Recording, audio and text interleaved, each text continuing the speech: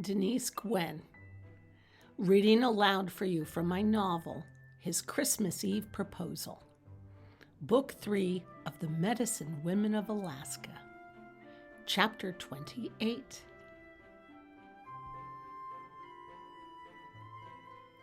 Hey there, where are you heading off to? She jumped and whirled around.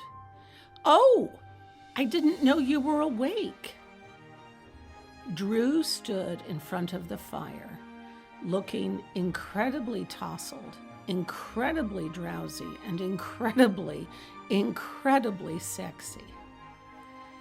It took every fiber of her willpower not to run into his arms and kiss him.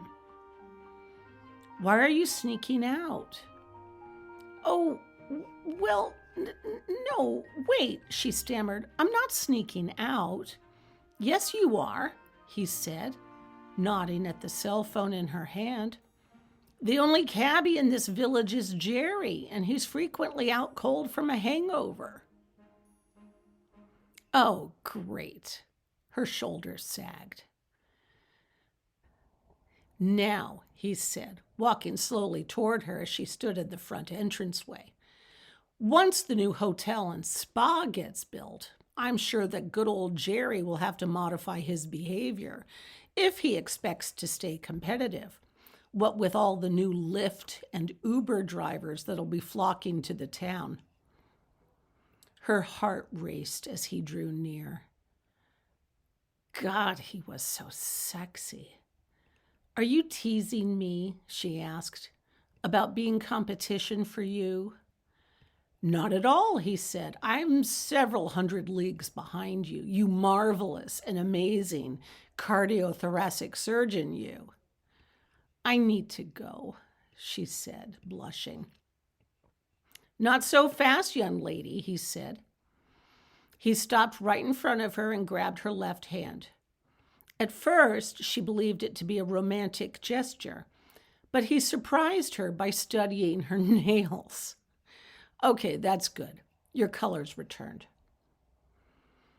She melted at the sensation of his hand holding hers. Why, oh, why did he have to be so sexy? Leave now. But she ignored her inner voice. It's Sunday, he said, pressing her hand against his chest.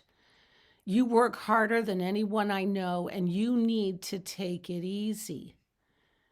I've got reports to dictate, she said, her voice faltering.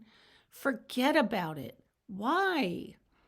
Before I collapsed onto the sofa, I was scrolling around on the internet, and a social media site reported that Vittorio Velasquez is holding a full press conference at the resort. And press are staked out at your medical practice. Press? She asked, her lips trembling. Why would the press be at my office? Because, my dear, he said with a throaty growl, not only did you save the life of Ricardo Velasquez, the nephew of Vittorio Velasquez, who's apparently some kind of big-time developer based out of Los Angeles, but you also happen to save the life of Ricardo's wife, Felicity, who's one of the most glamorous socialites that Los Angeles society has ever seen. He drew her into his embrace and gazed down at her, his brown eyes wide and full.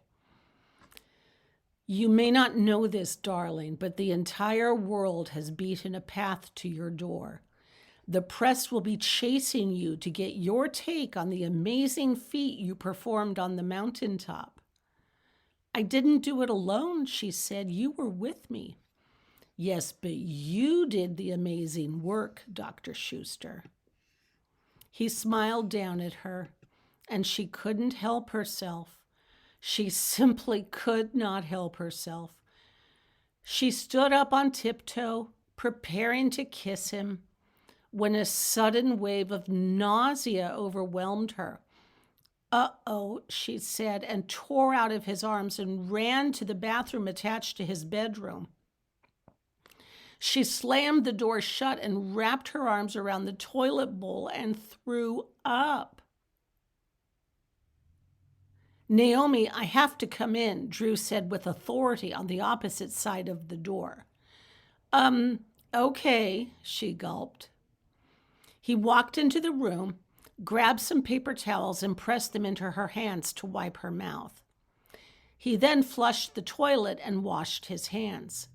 She crumpled up against the wall, and he closed the toilet lid and sat on it and put his elbows on his knees and leaned forward and gazed at her.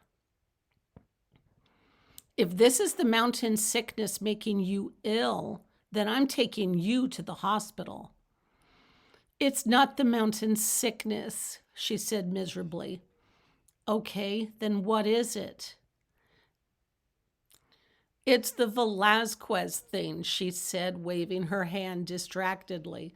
It's the press. It's the hotel. It's the avalanche and the entire Velazquez family. You did a fine job with both Felicity and Ricardo Velazquez, he said. You've got nothing to be ashamed of. It isn't that. She bowed her head and wept. Drew put his hands on her shoulders and drew her into his embrace, holding her close. Tell me, he said urgently. Tell me, Naomi. It's too sordid. I just watched you vomit into the toilet bowl. Ain't nothing more sordid than that.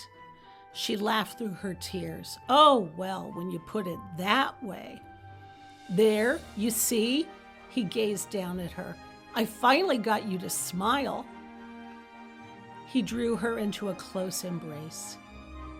She'd never felt so protected before, so loved, so dearly wanted.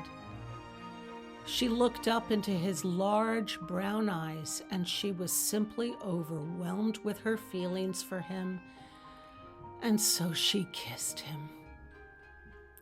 Just like that. It was that easy.